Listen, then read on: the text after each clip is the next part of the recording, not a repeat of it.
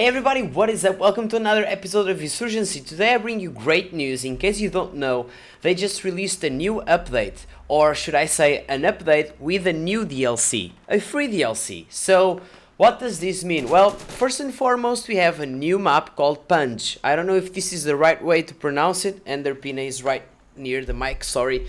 And Derpina is my cat, by the way. And this map is really different from anything that we've seen so far. I could say that it's like an open map such as Bury's, but I don't think so. Because it has a lot of vegetation, a lot of visual cover that is, and you also have a lot of solid cover. There's not much verticality as in maps such as District or even Market, for example, but you do have trenches and some rooftops of some buildings throughout the map.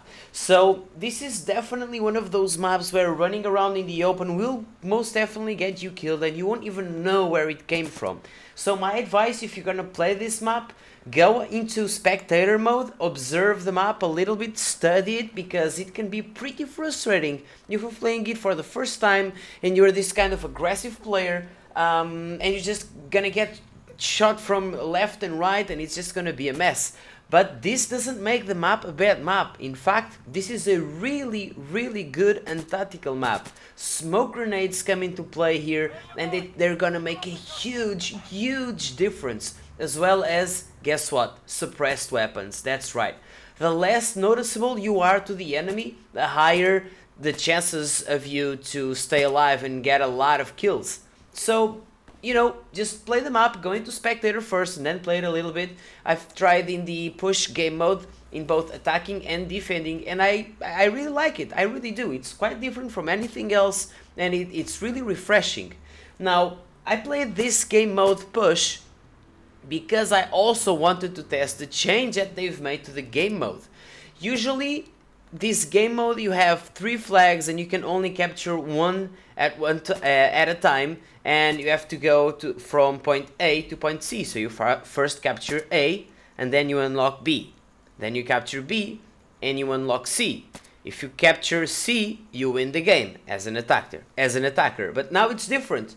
After capturing all the flags, then there's one new thing, a weapon cache. That's right, you need to destroy one weapon cache after you capture all the flags. I think this is an interesting addition, but it was kind of a gamble, and I'll explain why in a little while.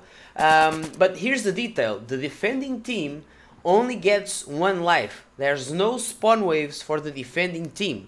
If they lose the 3rd objective, which is Charlie, they're only allowed to stay alive 1 more time. If everyone dies, the attacking team wins the round. So it becomes really tactical. But this is the twist. There are some maps that are clearly more oriented towards one of the sides. The map is either going to be easier to defend or easier to attack. It actually depends in the map. And some maps make it easier for the defenders in the first flag, and then it's really hard for the defenders in the next ones. Sinjar comes to mind, for example, where defending the first flag is extremely easy, but if by any chance the enemies manage to capture Alpha and they move on to Bravo, the defenders are going to have a hard time. But other maps, you know, I think this can break the balance a little bit depending on the maps. But I do like the way that they're dealing with the situation, the developers that is. They're trying new things, they're trying to make the best out of their game. And there's risks with it, there's trial and there's error. And I honestly like the way things are with the new weapon cache addition to the game mode. And I also like the changes that they've done to some maps. Market, for example, is considerably different. My next Insurgency video is going to feature Market.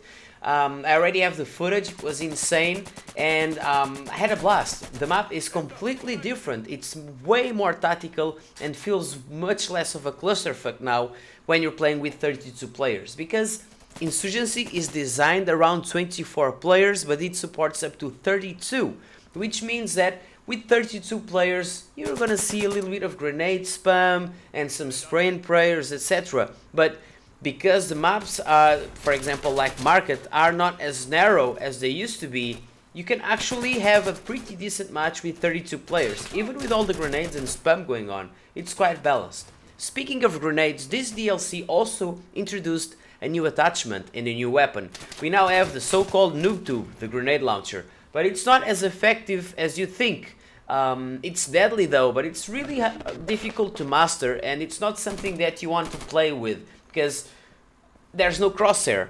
1 centimeter away from the target and you kill yourself or your team kills someone. So I think it's pretty balanced, to be honest. I still think that the maximum rounds should be 2 instead of 3, but usually you only have 1 explosive unless you're obviously carrying the chest carrier, which allows you to have more ammunition overall, and it increases the explosive ammunition from 1 to 3 rounds. I think it should be 2 only.